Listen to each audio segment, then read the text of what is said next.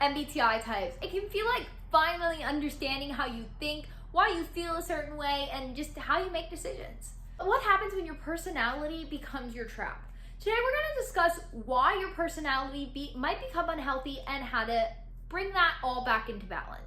Hey, welcome to this channel. If you're new here, make sure you click that subscribe button, like, and comment. Tell us you're new here. Let me know your personality types. I just love discussing these things with you guys. That's why I'm making so many videos lately. Every MBTI type has strengths and, of course, their blind spots. But we're also open to growing our personality and our less used functions. And this is what a healthy personality does, is they will continue to grow and develop their personality and their traits and try to overcome their blind spots. But when you're unhealthy, and in this case I'm discussing, one of your functions will take over, usually your dominant one. So all you have to do to search up that is search your MBTI type and search your function stack. And then the top function is the one that will normally take over when you are unhealthy. So for me, mine would be my introverted intuition. So if I were to become unhealthy as an INTJ, my introverted intuition would completely take over my personality type. Leaves your other functions getting suppressed and ignored, which means you're sort of suppressing a part of yourself. When an INTJ will become cold and dismissive, an ENFJ anxious and stressed, or an ESTP just chasing chaos to feel alive.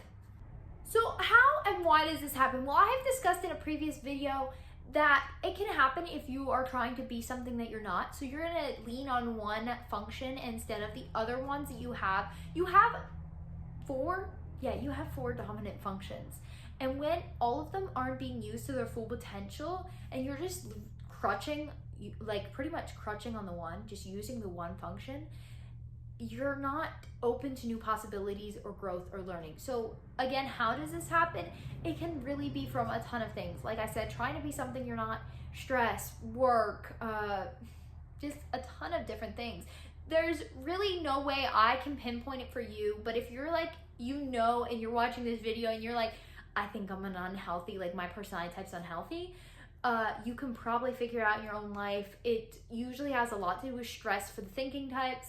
And I mean, like I said, I can't like reach through the phone and go into your life and decide why and what made you unhealthy, but it's a lot of different things and it can really be anything, trauma, anything like that.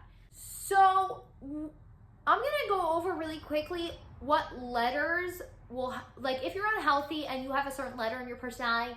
If you're a thinker, you're going to start overthinking. If you're a feeling type, you're going to start overfeeling everything, being dramatic, just overly emotional.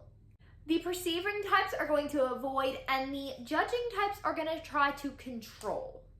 So that's just a little window into what will happen or what you will start to do if you have become unhealthy.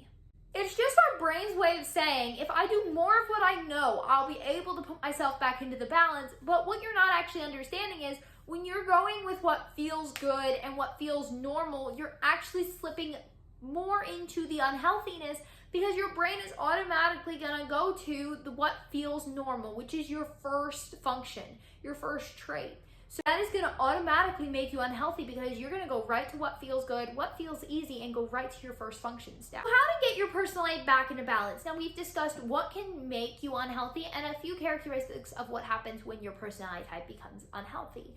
Now how to come back into balance, you're gonna ask yourself these questions. Am I doing this just because it feels easy? That is a good question to ask yourself. Or what are you trying to avoid because what you're doing right now feels easy? If you're trying to avoid something, it usually makes you unhealthy. So therefore, asking yourself a couple questions, going, am I avoiding this because it doesn't feel good? You might need to go revisit that. Or have you pushed down a part of yourself because it wasn't working, or you wanted to get in with a certain group of friends, or you wanted to appeal to someone better? Are you pushing part of yourself down? That's another good question to ask yourself. Then you're gonna ask yourself, what would happen if I allow myself to be more flexible, more curious, more willing to grow?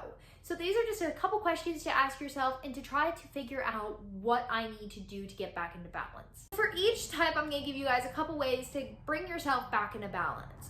For the thinkers, it's probably going to be practicing empathy. I know for myself, when I felt my personality becoming unhealthy, I started practicing using empathy. And that really was powerful because I had shut off using empathy there for a while because I'm a thinking type, right? When I first got into MBTI, I'm a thinking type. I don't have empathy. I don't have feeling, right? But that is not true. You just need to learn to adapt your empathy, and then you will unlock more function stacks. Therefore, unlocking your stuck routine of being just using one function. For the feelers, and this is also a big one, it's gonna be learning boundaries. I know a lot of feelers, a lot of feeling types complain that they are just overly people pleasing, and that also makes you unhealthy because if you're always just not that giving is a bad thing, giving is good, but there's a point to where you keep giving and giving and giving to this person and they don't respect it. Like, say you keep doing something, like your friend keeps asking you to buy them something, right? And you're like, okay, I don't really have the money, but I can't say no. Great opportunity to practice boundaries. No, I'm sorry, I can't get that for you this time. There you go.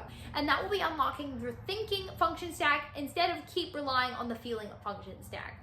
Judgers, a lot of the personalities with the judging trait, especially like being organized, I would say to embrace uncertainty for a little bit. I know change is really hard, and I know that you guys have to have everything planned to a T, but maybe next time when you just don't know and you can't plan, just let it go.